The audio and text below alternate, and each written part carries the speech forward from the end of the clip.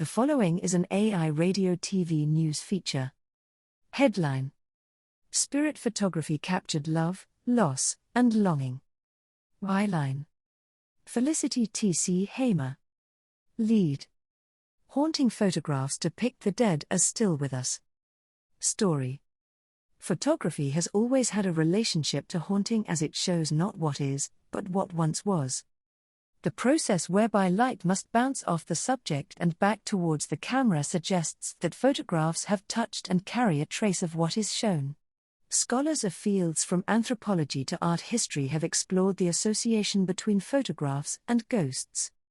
This association is exaggerated by spirit photography, which are portraits that visually reunite the bereaved with their loved ones, a phenomenon I attribute to the creative innovation of a Boston woman in 1861.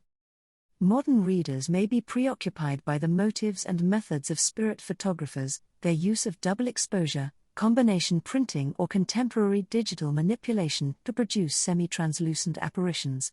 But far more interesting is the impact the resulting photographs had on the bereaved who commissioned the portraits. At heart, the Victorian interest in spirit photography is a tale of love, loss, and longing. Spirit of the age. Spirit photography developed within the context of spiritualism, a 19th-century religious movement. Spiritualists believed in the soul's persistence after death and of the potential for continued bonds and communication between the dead and the living. In 1848, when two young women of Hydesville, N.Y., claimed the ability to hear and interpret the knocking of a deceased peddler in their home, spiritualist ideas were already in the air. Some 19th-century spiritualist artists saw their work as being inspired by an unseen presence. For example, British artist and medium Georgiana Houghton produced abstract watercolors she dubbed her spirit drawings. Similarly, about 20 years after photography as a medium emerged, spirit photographers began attributing their work to an external force, a presence that temporarily overcame or possessed them.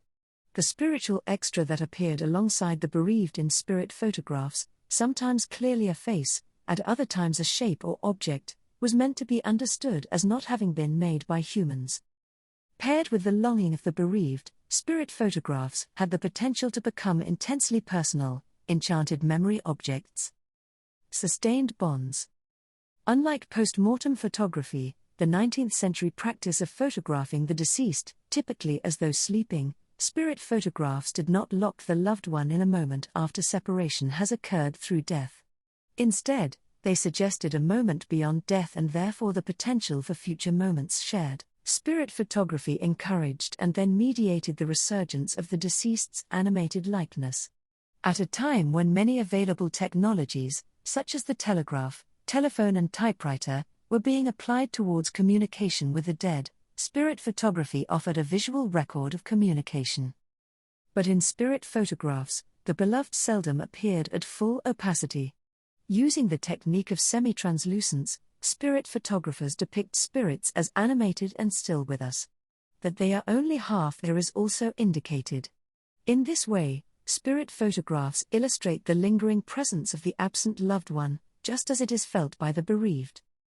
Spirit photographs were not the first photographs to depict ghostly apparitions. But they do mark the first instance wherein these semi-translucent extras were marketed as evidence of continued connection to the deceased. As a service rendered within the bereavement industry, spirit photographs were meant to be understood as the grief of separation, captured by the camera, and not constructed through some form of trickery. Spirits in the world. Belief in the appearance of miraculous impressions of forms and faces may appear novel in the emerging medium and technology of photography. But a longer tradition of finding meaning and solace in the apparition of faces can be seen in Christian traditions of venerating relics such as the veil of Veronica, which, according to Catholic popular belief and legend, bears the likeness of Christ's face imprinted on it before his crucifixion. Even in the 19th century, recognition of the beloved in spirit photographs was occasionally equated with pareidolia, the powerful human tendency to perceive patterns, objects or faces, such as in relics or random objects. In 1863, physician and poet O.W. Holmes noted in Atlantic Monthly that for the bereaved who commissioned spirit photography, what the resulting photograph showed was inconsequential. It is enough for the poor mother, whose eyes are blinded with tears, that she sees a print of drapery like an infant's dress, and a rounded something, like a foggy dumpling, which will stand for a face. She accepts the spirit portrait as a revelation from the world of shadows. If the photographer's methods were exposed, the bereaved still maintained their spirit photograph was authentic.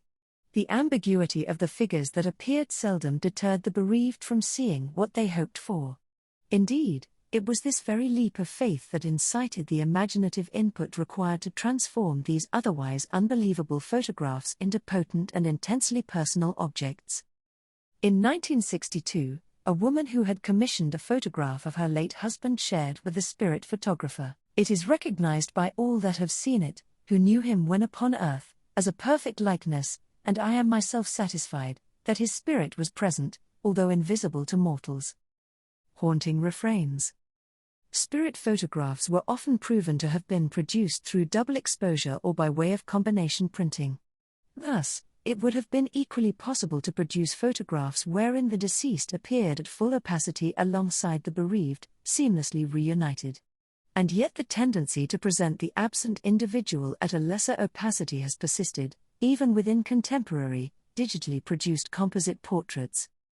The use of semi-translucence in depicting the remembered individual is a deliberate indication of a presence that is felt but not seen, except by those attuned to it.